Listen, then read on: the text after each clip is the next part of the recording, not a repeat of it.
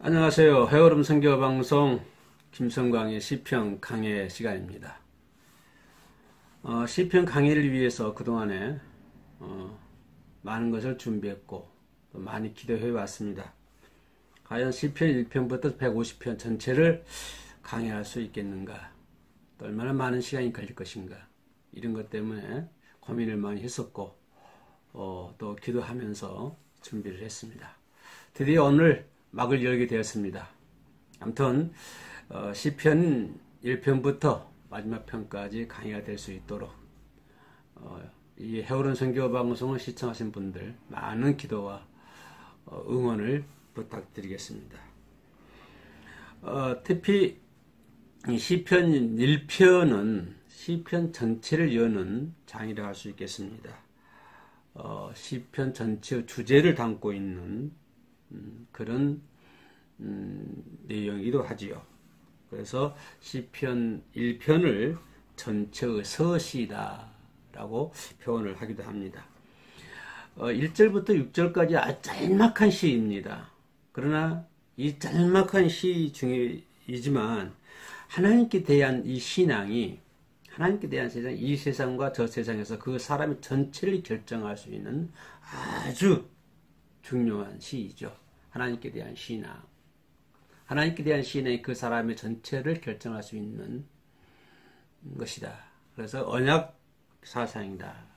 분명히 언약 사상을 보여주고 있는 것이 이 시편 1편이라고 말씀을 드릴 수가 있겠습니다. 특별히 시편 1편에서 1절과 3절 여기 보면 무엇보다 중요한 것이 여호와를 인정을 해야 되고 여호와의 중권을 인정해야 되고 여호와의 존재를 인정해야 되고 또 그 주권을 인정하고 여호와의 존재를 인정했으면 또 그에 순종하는 의인의 자세 또 의인의 자세로서 살아간 사람들의 그 복된 결과 이런 것들이 1절과 3절에서 나타나고 있습니다. 그 반대로 4절과 6절은 어떻습니까? 악인의 자세 그리고 그 불행한 악인들의 그 결말을 보여주고 있지요.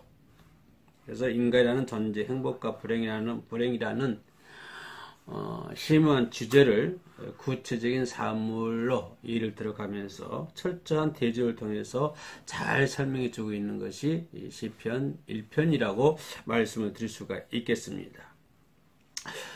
결론적으로 말씀드리면 여호와께서 인정하신 의인은 누굴까요? 하나님이 인정하신 의인이란 누굴까? 첫째는 무엇까요? 악인의 길에 서지 않는 사람이 여호와께서 인정하는 사람. 또 두 번째는 여호와를 경외하는 사람. 그죠? 여호와를 경외하고 그분의 말씀에 즐겁게 순종하는 사람. 그분의 말씀이 즐겁다고 하는 말에 좀 포인트 둬야 될 것 같아요. 그래서 여호와를 인정하는 인정하는 의인이라는 것은 의인의 악인의 길에 서지 않을 뿐만 아니라 여호와를 경외하고 그죠? 그분의 말씀에 즐겁게 순종하는 사람, 억지로 순종하는 것이 아니죠. 그죠? 내 마음 전체를 다 동원해가지고 즐겁게 순종하는 사람, 이런 사람이 여호와께서 인정한 사람이다라고 하는 것을 볼 수가 있습니다.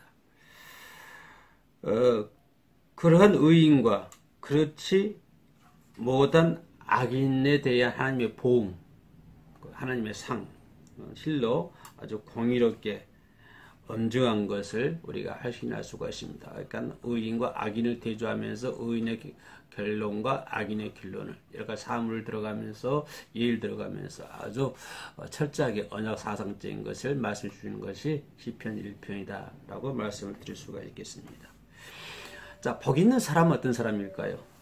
복이 있는 사람은 복이 있는 사람 그 말은 복이 그 사람에게 있다라고 하는 뜻을 가지고 있죠. 자, 참 저 사람은 복 있는 사람이야. 이런 말 듣고 싶지 않습니까? 저도 그런 말 듣기 소원합니다. 야, 김성광 목사 하나님이 복이 있는 사람이야. 이런 말 들어야 되지 않겠습니까? 그죠? 그래서 복 있는 사람이라는 말은 복이 그 사람에게 있다라고 하는 말씀이죠. 그럼 여기서 복이 그 사람에게 있다 이 말은 누구의 복이? 하나님이 주신 복이 그 사람에게 있다라고 하는 것입니다. 세상에서 주는 복이 그 사람에게 있는 것이 아니고 누가? 하나님이 주시는 복이 그 사람에게 있다. 라고 말씀해 주고 있는데요. 원어를 좀 이렇게 찾아보니까 복이란 복의 복들, 복. 이 복에 해당하는 말은 기본적인 의미가 무엇인가 찾아봤습니다. 복이란 무엇인가? 복의 기본적인 의미가 무엇인가라고 찾아봤더니 똑바른 길로 나아가다. 거기에서 나온 말이랍니다. 똑바른 길로, 그렇죠? 바른 길로. 옆에 삐뚤어지지 않고 꼬부러지지도 않고 옆으로 나가지도 않고 똑바로 나가는 거. 똑바로 나가다. 여기서 나온 말이라고 그러는데요. 인생은 누구나 원하는 길, 곧 복을 받는 길에서 벗어나지 말라라고 하는 것이죠. 그죠? 똑바로 나가야 된다. 하나님의 복을 받기 위해서는 그죠? 그 하나님의 복을 받는 길에서 뭐 하지 말라? 벗어나지 말라. 곁길로 가지 말라. 그럼 복이라고 하는 게 그거라는 거예요. 똑바로 가는 것이 복이라고 하는 거예요. 누굴 향해 똑바로 가야 된다? 하나님을 향해서 똑바로 가야 된다. 예수 그리스도를 향해서 똑바로 가야 된다. 그죠? 똑바로 나가는 그것이 바로 참된 복이다라고 하는 것입니다. 그럼 어떻게 생각하십니까? 돈이 물질 많은 사람이에요. 세계 제 1등은 갑부로 갑시다. 근데 이 갑부가 하나님을 향해 똑바로 가지 않는다 이 말이에요. 그러나 하나님 믿는 어떤 사람은 돈은 없어도 가진 건 없어도 어떻습니까? 하나님을 향해 똑바로 길로 가고 있습니다. 그건 누가 복 있는 사람입니까? 물질이 많이 있어도 곁길로 가는 사람이 복 있는 사람입니까? 아니면 물질이 없어도 똑바른 길로 가는 사람이 복 있는 사람입니까? 그러니까 그 사람이 복이 있다 이 말은 어떤 사람이다? 후자죠. 물질이 없어도 가난해도 어디를 향해서? 하나님을 향해서 똑바로 가고 있는 사람이 복 있는 사람이다 라고 하는 것을 볼 수가 있습니다.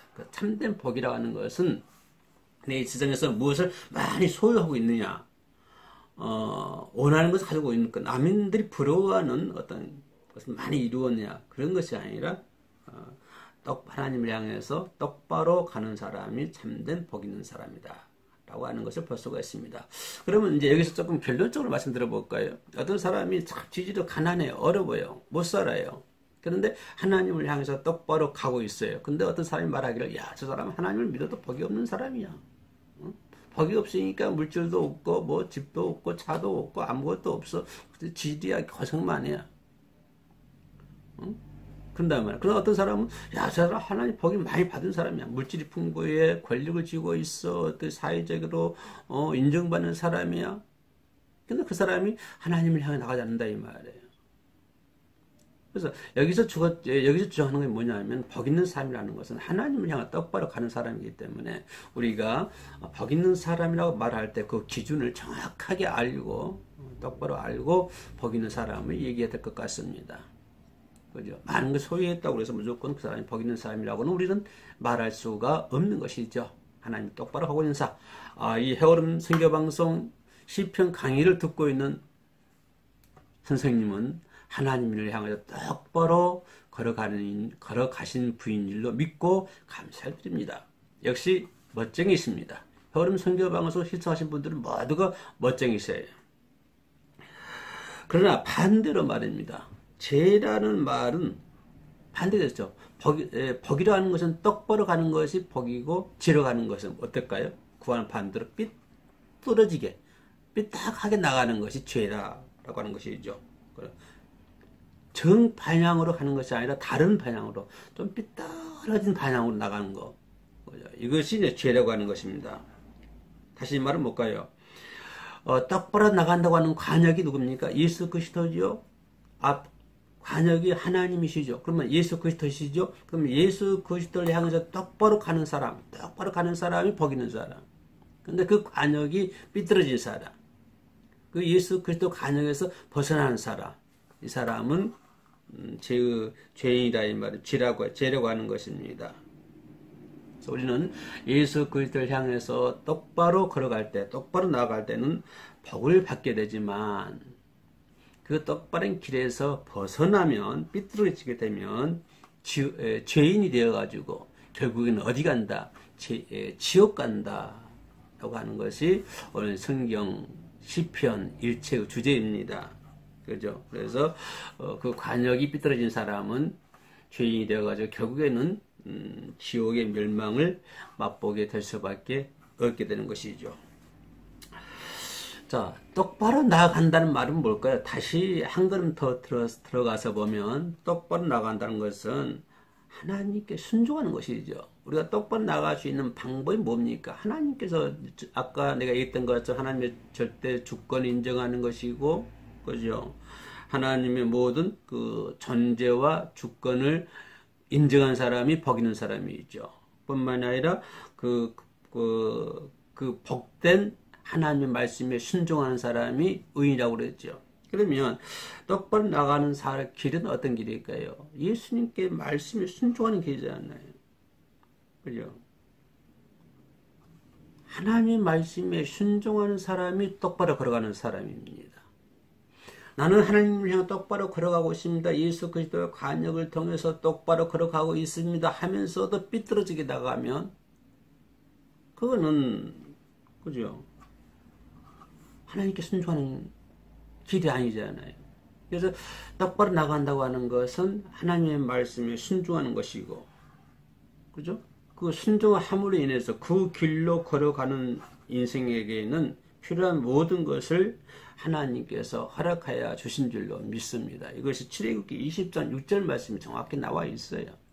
하나님의 말씀에 순종하고 똑바로 걸어가는 자에게는 하나님께서 그 사람이 필요한 모든 것을 채워주시고 그때마다 이렇게 도와주실 줄로 믿습니다. 그래서 인간의 행복이라고 하는 것은 지금까지 말씀을 비춰볼 때 인간의 행복이라고 하는 것은 뭡니까? 스스로 노력해서 얻어지는 것이 아니다 라고 얘기를 합니다. 그러니까 인본주의자는 어떻습니까? 인본주의자는 자신이 스스로 노력해서 인간의 행복을 만들어낸다. 인간의 행복을 이렇게 차지할 수 있다라고 얘기를 하죠. 스스로 노력을 해서 말입니다. 그러나 여기서 말하는 하나님께서 말씀하신 복이라고 하는 것은 인간이 노력해서 얻어지는 것이 아니라 하나님께서 주신 복의 결실이 행복이라고 하는 것입니다. 인간 세계에서 만들어진 결실이 행복이 아니라 하나님께서 주신 복, 이 복의 결실이 이 복의 선물이 무엇이다? 행복이라고 하는 것입니다. 행복이라는 것은 뭐다? 하나님께서 주신 결실이요, 하나님께서 주신 선물인 줄로 믿습니다. 뭘 할 때? 아버지의 말씀에 하나님을 주권을 인정하고 또 하나님의 존재를 인정하고 그분의 말씀에 순종하면 그래서 하나님께서 복의 결실과 복의 선물이 우리에게 주어진 것이 인간의 행복이다라고 얘기할 수가 있습니다. 그래서 여기서 말하는 하나님 주신 행복이라고 하는 것은 하나님께서 속한 자만이 누릴 수 있는 특권이죠. 저와 여러분들은 하나님의 특권을 좀 누리고 있습니다. 그죠? 하나님께 주시는 선물이라 그 말이에요. 하나님께 주신 결실이라 그 말입니다. 그것을 저와 여러분들 누리고 있지 않습니까? 그죠? 하나님께 속한 자만이 누릴 수 있는 특권. 그래서 오늘 또 이 방송 시청하시면서 그 특권을 누리고 있는 선생님 진심으로 축하를 드립니다. 인생의 행복이 무엇인지, 그죠? 인생의 행복이 무엇입니까? 라고 물어본다고 그러면 여러분 어떻게 대답할 것입니까? 당신의 참다운 행복이 무엇입니까? 라고 물어본다면 뭐라고 얘기합니까? 글쎄, 나는 큰 것을 소유하지 못했기 때문에 행복이 뭔지 모르겠어. 안 그러면 돈이 많이 있어야 인간이 행복해. 또 자기가 원하는 거 다 있게 쟁취해야만 인간이 행복해 라고 얘기할 수 있겠죠. 그러나 인생의 참 행복이 무엇입니까? 라고 물어본다면 세상 만물을 창조하신 하나님을 아는 것이 참 행복이다. 이렇게 표현하고 싶습니다. 그렇지 않습니까? 세상의 모든 것을 소유하고 있는 것이 인간의 참 행복이다라고는 절대로 말할 수는 없어요. 그러나 인간의 참 행복이라 하는 것은 하나님을 아는 것, 이것이 창조주 하나님을 아는 것이 인간의 참된 행복이고, 또 그분에게서만이 인간이 누릴 수 있는 참 복을 얻을 수 있다라고 얘기하는 사람이, 이 사람이야말로 인간의 참 행복을 누리지 않는 사람인가, 누리지 않나, 나는 그렇게 말씀을 드리고 싶습니다. 그럼에도 불구하고, 그게 진리임에도 불구하고 많은 사람들은 하나님을 떠나 행복을 찾는 어리석은 인생들이 우리 주변에 얼마나 많이 있습니까? 너무나도 많이 있지 않습니까? 악인들 삶을 모습을 가르쳐 가지고 성경 본문에서 뭐라고 얘기합니까? 악인에게 또 뭐요? 죄인의 길, 또 오만한 자의 자리라고 얘기했습니다. 악인들의 삶의 모습이라고 하는 것이요. 가만히 살펴보세요. 우리 성도들의 삶의, 크리스찬들의 삶의 모습과 악인들의 삶의 모습을 한번 대조해 보세요. 악인들의 삶이라고 하는 것은 악인에게 죄인의 길, 오만한 자의 자리라고 했습니다.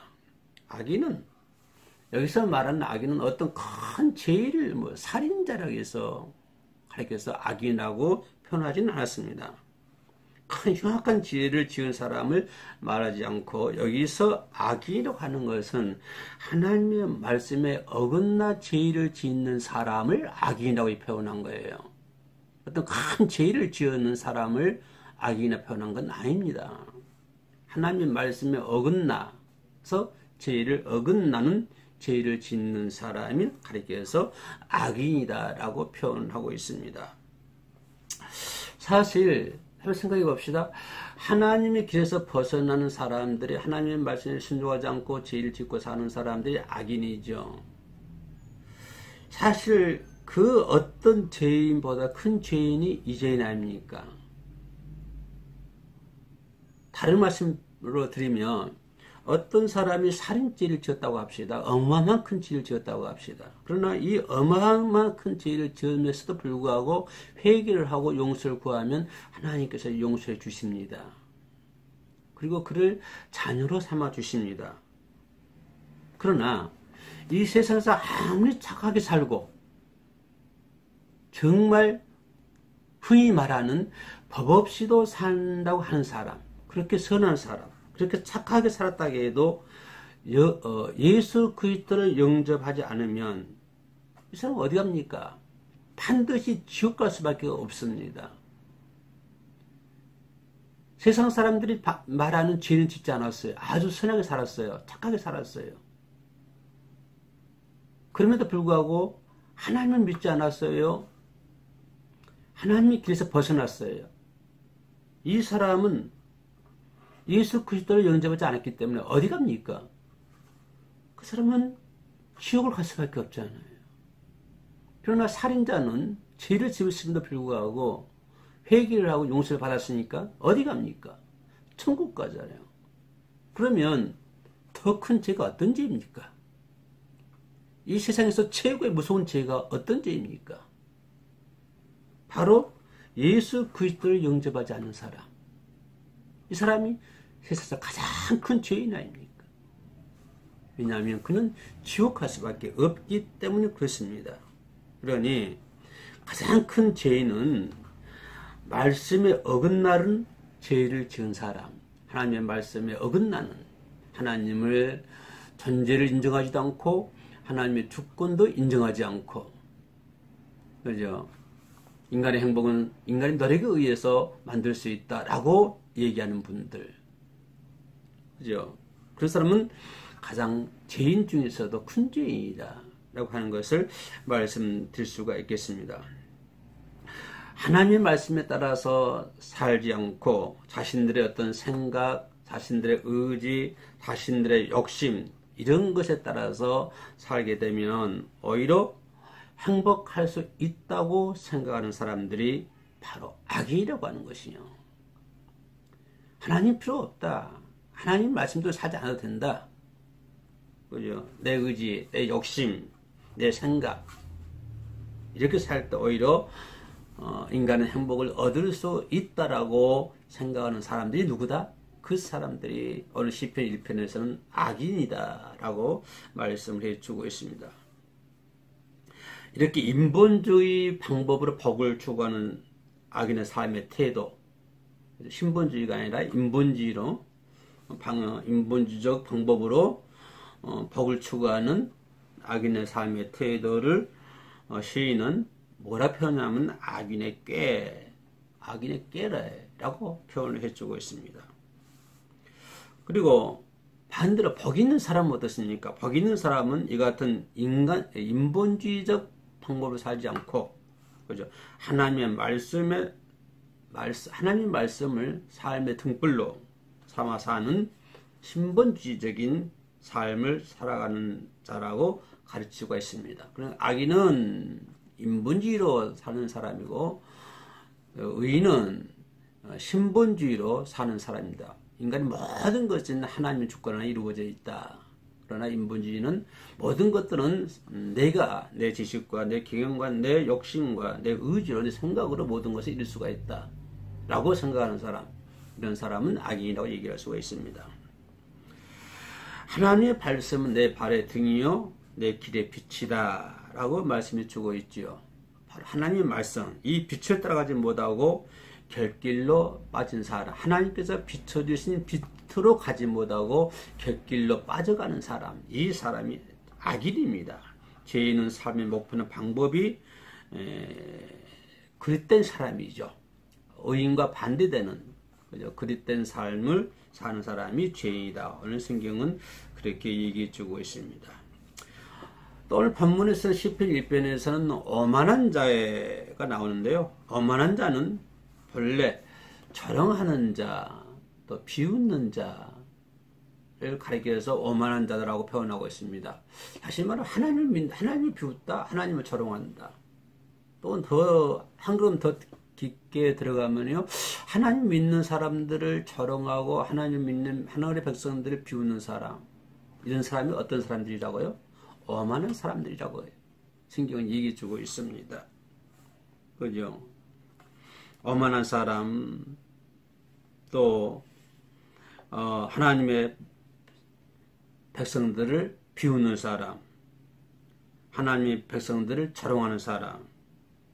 그래서 신분주의적 방법으로 사는 삶을 비웃을 뿐만 아니라 심지어 하나님을 모독하고 그죠? 하나님을 믿는 사람들을 비웃을 뿐만 아니라 더 들어가 하나님을 모독하고, 그죠?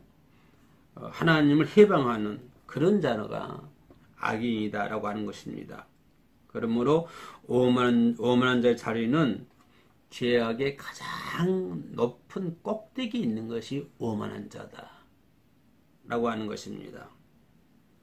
복 있는 자는 뭐죠? 하나님과 그의 피조물, 인간 사이의 본질적인 차이점을 인정을 하고, 차이점을 알고 그분 앞에 겸손한 마음으로 엎드려서 경배하고 찬양한 사람이 이 사람이야말로 복 있는 사람이 아닙니까? 그러나 악인의 길을 쫓고 지인의 길에 서고 오만한 자의 자리에 앉고 쫓고 서고 앉고, 그 삶의 태도와 방법과 목표가 그때이기 때문에 점차적으로 미혹을 당해서 죄와 벗하다가 그만 죄악에 안전히 사로잡히는 과정, 마귀 유혹을 당하고 마귀 깨미 빠져가지고 마귀와 친구가 되고, 그래서 그 자리에 주저앉아버리고 그 죄와 벗하다가 그만 그 죄를 안전히 그 죄에 의해서 사로잡혀가지고 많은 그런 점진적인 과정을 잘 묘사하고 있는 것이 시편 1편 말씀이 되겠습니다. 그래서 우리는 처음부터 이 죄악에 대해서 경계를 해야 되고 미혹당하지 않으려면 이러한 죄악의 그 성질을 우리가 잘 알고 있어야 될 줄로 믿습니다. 그래서 야고보 선생은 야고보서 1장 15절에서 뭐라고 말씀했습니까? 욕심이 잉태한 즉 죄를 낳고 죄가 장성한 즉 사망을 낳느니라 라고 하는 표현을 하신 것을 볼 수가 있습니다. 두 번째로 오직 여호와의 율법을 즐거워하여 그 율법을 주야로 묵상하는 자, 복 있는 사람은 그런 사람이라고 하는 거예요. 여호와의 율법을 즐거워하고, 율법을 즐거워할 뿐만 아니라 여호와의 율법을 주야로 묵상하는 사람이 복이 있다라고 표현해 주고 있습니다. 그래서 의인은 적극적인 삶의 모습이죠. 여호와의 율법을 즐거워하고 여호와의 율법을 묵상하는 사람, 이 사람은 의인의 아주 적극적인 삶의 모습이다 라고 얘기해 볼 수가 있겠습니다.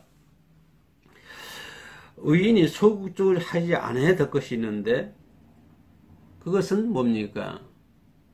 어떠한 오만한 자의 죄악에 기서지 않는 이런 것도 완전히 버려야 되는 것이고, 그죠? 어제 여호와의 율법을 즐거워하고 묵상하는 자. 여호와의 율법이라는 것은 뭡니까?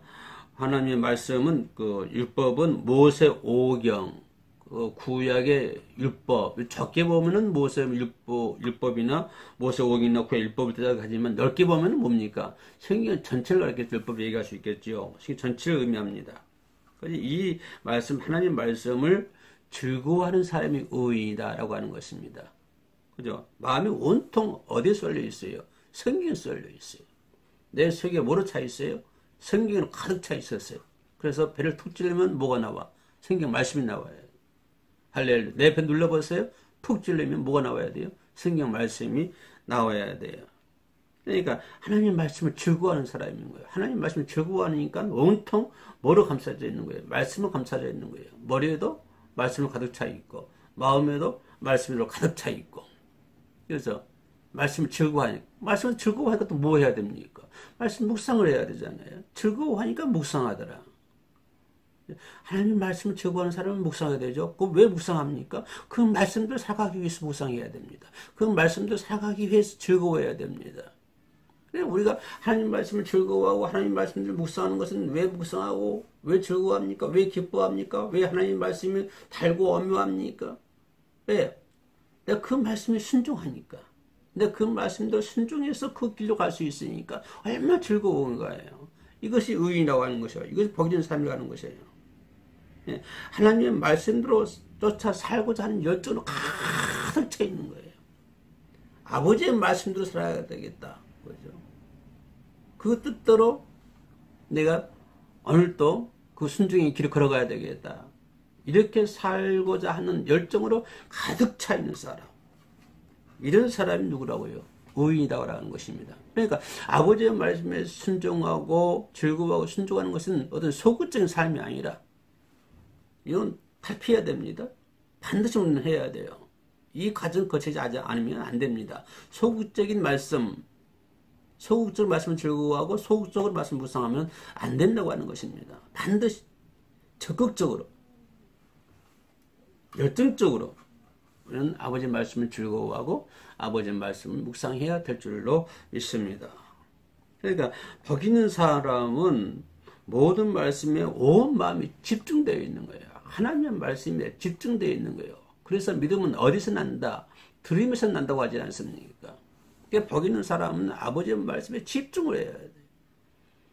집중을 해야 돼요. 그죠? 뿐만 아니라 그 말씀이 지시하는 것이 무엇인가? 그것을 내 기쁨을 내가 받아들이는 거예요. 아무리 하나님의 말씀이 좋았고 즐거워요. 내가 그걸 받아들이지 않으면 안 된다고 하는 것입니다. 아버지의 말씀에 집중돼서 말씀을 보고 또 그 말씀이 나에게 뭐를 지시하고 있는가를 우리가 기쁨으로, 무엇이든지 기쁨으로 받아들일 때 그것이 복 있는 사람이다 라고 말씀해 줄 수가 있습니다. 그래서 시편 112편 1절에서는 이런 말씀을 주고 있어요. 할렐루야, 여호와를 경외하며 그 계명을 크게 즐거워하는 자는 뭐가 있도다? 복이 있도다. 그죠? 여호와를 경외하고 그 계명을 즐거워하는데 어떻게 즐거워한다? 크게 즐거워하는 사람들. 크게 즐거워하는 자.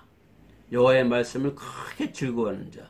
이런 자가 복이 있도다 라고 얘기를 했습니다. 할렐루야. 그래서 말씀을 이렇게 즐거워하기 때문에 우리는 주야로 뭐 하게 됩니까? 그 말씀을 묵상하게 되는 것이죠. 묵상은 단순히 그 의미를 곰곰이 생각한다거나 또 고치라는 차원에서 떠나서 그 그것을 연구해가지고 또 연구해서 해가지고 얻어진 깨달은 바를 그대로 실천하는 측면까지 함축을 하고 있습니다. 그러니까 여호와 율법을 즐거워 크게 즐거워하고 묵상하는 자를 복이 있도다. 이 말은 뭡니까?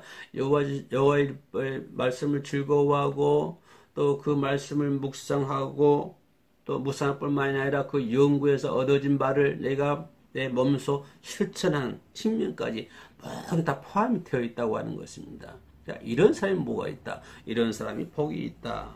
즉 말씀을 즐거워하는 자는 그 말씀을 뭐에 옮기기 위해서, 실행에 옮기기 위해서, 실천하기 위해서 주야로 말씀을 묵상하는 거예요.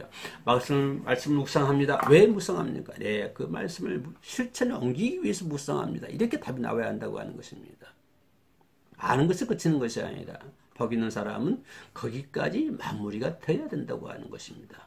여호와의 말씀을 묵상한다. 왜 묵상하십니까? 네, 그 말씀을 실천에 옮기기 위해서 묵상하고 있습니다. 열정적으로 그렇죠? 말씀을 묵상해 실천에 옮기시는 회오름 선교 방송 가족이 되시기를 진심으로 진심으로 축원합니다. 끝까지 회오름 선교 방송 김성광의 시편 강해를 시청해 주셔서 대단히 감사합니다. 고맙습니다.